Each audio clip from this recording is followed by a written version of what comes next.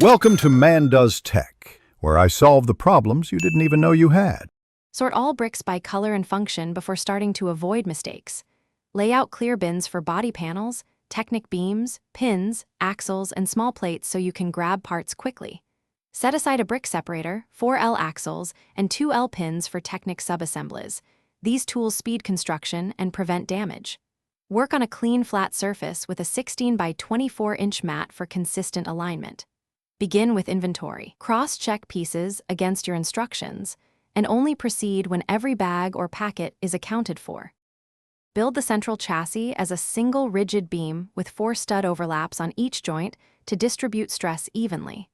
Assemble subframes separately and connect them to the chassis using 2L pins, checking for flush connections and right angle alignment. Install suspension using 2L pins and ensure wheel hubs sit 3.5 studs from the chassis edge so wheels track true. Fit the gearbox and lock it into the chassis before attaching body panels to prevent misalignment. Test gear engagement by rotating a 4L axle. Tighten connections and recheck clearances. Attach body panels sequentially, starting from the floor and moving up to ensure 90-degree panel alignment and consistent panel gaps.